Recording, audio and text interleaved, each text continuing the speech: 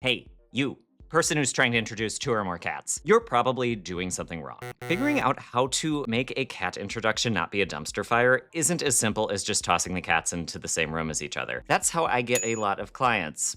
I have 11 common mistakes for you that people make during cat introductions and what to do to fix them. This will hopefully make your introduction process go easier, but it is general advice, so it may not all apply. Take what you can, and hopefully the process will go a lot smoother. Let's start with number one. You're feeding your cats near each other as part of the introduction. I know. This is common advice out there. I've covered this extensively in other videos, so you can watch one of my other ones for a more detailed explanation of why this is problematic. But briefly, cats eating near each other is really stressful for them, and this doesn't help teach the cats what to do around each other. It's also really easy to misinterpret how your cats feel if they're really motivated to eat or if you're giving them something really tasty. We're no longer recommending this method to help cats get along, so skip it.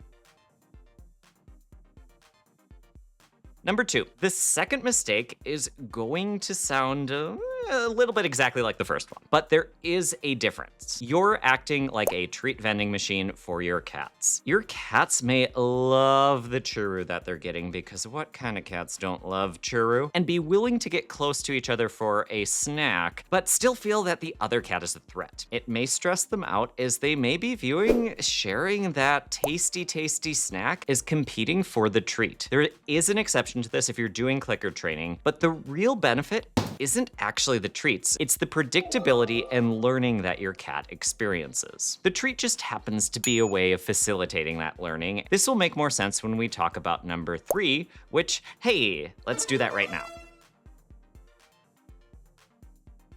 Number three, you're focused on building positive experiences between the cats. You may have heard the advice that you want to build up a positive association with the cats. And it may have come from me, because I know I've said it before. Focusing on building a positive association isn't actually what you were trying to do. And I've started changing how I phrase what our goal is during introductions, because it's much more accurate to say that we're trying to help the cats feel safe around each other. Safety is the ultimate goal. You want the cats to feel safe with each other, because if they are neutral towards each other, they can still coexist. They can live in the same space. They don't need to like each other necessarily, but they do need to recognize that the other cat is not going to harm them or steal all of their snacks. Everything we do during an introduction is with the goal of getting the cats to feel safe around each other in mind. For example, adding in more resources in your home and spreading them out prevents territoriality. Clicker training is predictable, and it gives the cat control, so they feel a lot safer. Remember, it's not actually about the treats. We allow the cats to interact in a controlled way so that they don't become afraid of each other. Conveniently though, that leads into number four. Number four is you only focus on keeping the cats safe.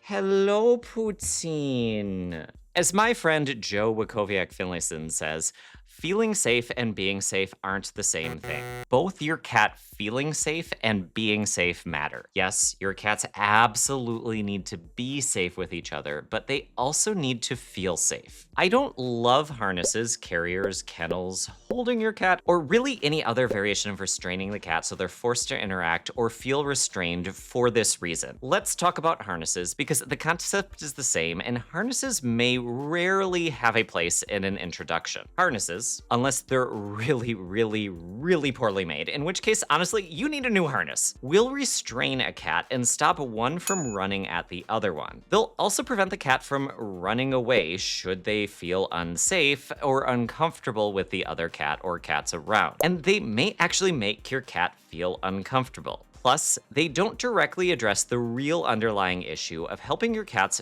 feel safe unless you plan on keeping your cats in the harness forever, which is not a good idea. Please don't do that. The lack of being able to leave the situation can be a big problem, because it can make the cats feel like they're trapped. And if your cat hates the harness, they're gonna associate that feeling with the other cat. This is why pet gates are a much better solution. Again, The issue of your cat feeling trapped and not able to escape applies to using a carrier, a kennel, or holding them in place, so they have to see the other cat. Your cat will feel a lot safer if they can leave the situation. And let's be honest, if you're still so concerned that your cats can't be in the same room as each other, even briefly while distracted, I'd argue that that's a sign that you still have more work to do before your cats can be in the same space as each other. Number 5, you're going too fast. This process is very, very slow. It's very normal for introductions to take weeks or months, especially if you have adult cats. The number one mistake that people make is trying to rush things. Ultimately, it takes as long as it takes. You can't force the cats to go faster. You're gonna create more work for yourself, undoing the damage when things go wrong. In other words, you set yourself up for failure from the start by setting a timeline. Focus more on how your cats are doing and helping them feel safe rather than trying to rush things. Number 6, you try and push your cats too far. As soon as things start going south, you should be trying to reduce Poutine. What a goofus. You should be trying to reduce the temperature of the situation and help the cats calm down. Your goal is not to push them as far as you can. Your goal is to help the cats feel safe and calm around each other. Trying to keep the cats seeing each other when they don't feel safe isn't going to actually benefit them and may worsen the situation. If you notice things starting to go south and they aren't easily distracted or redirected towards something else, it's better to end a situation early than to keep it going. You don't get credit simply for going through the motions. It's better to do things well than to just do them to do them. Number 7, you focus too much on the cats seeing each other during the visual exposure portion of the process. Now, that may seem like an odd statement, but there's a pretty simple reason for it. Staring is threatening for cats. It's very polite for cats to slow blink at each other and then politely look away. Staring is something that cats do when they're trying to hunt something or size them up as a threat. It may indicate that the other cat is going to pounce on them. So even if it's a friendly looking at the other cat, the cat that is being stared at is going to think that they are being threatened by the other cat. It's not gonna help them feel safe. You don't wanna force your cats to look at each other. That's not the most important part of this. They're gonna know that the other cat is there and it's still gonna have some benefit, even if they're looking away, which again, looking away is actually a good thing. If your cats wanna take a break, that's a really good thing.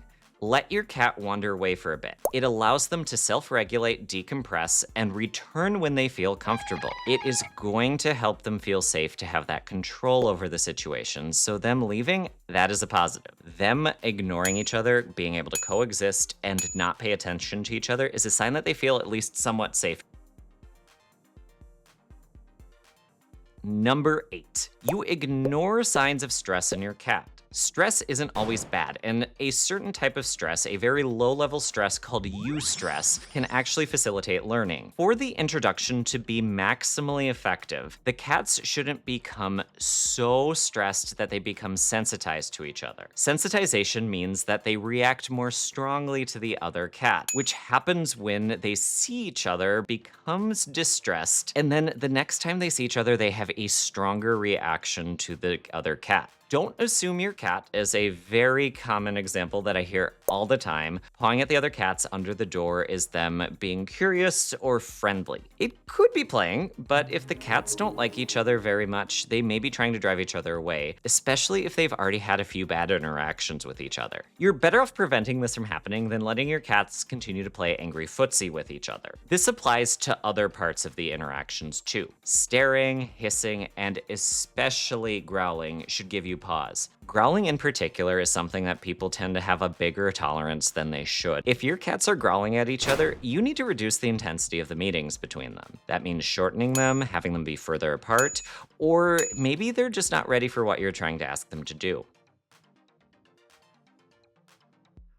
Number 9. Let's talk about medication. Now, I'm not a veterinarian, so prescribing medications isn't part of my role, but I often talk with clients whose cats end up on medications. I can help them with getting medications into their cats, or talking with them about here's some things to ask your vet, or encourage them to go talk to their veterinarian again about what's going on. Sometimes it doesn't go well, but in a lot of cases, the cats do really well with medication. Medication can sometimes be the difference between a successful introduction and one that ends up in rehoming. It doesn't need to be a last resort either. If your vet thinks it's safe and appropriate, it can be a very useful tool. It also doesn't have to be a challenge to get medication into your cat. If you prepare ahead of time, and in a lot of cases you may have a chance to prepare ahead before you get your cat started on the medication, it's gonna be much easier. In other words, talk with your vet if you're feeling stuck. It may actually help your cat quite a bit to go on medication if your vet thinks it's safe and appropriate. That said, a word to the wise. Be careful about anyone trying to sell you some sort of shady supplement that's basically just expensive water.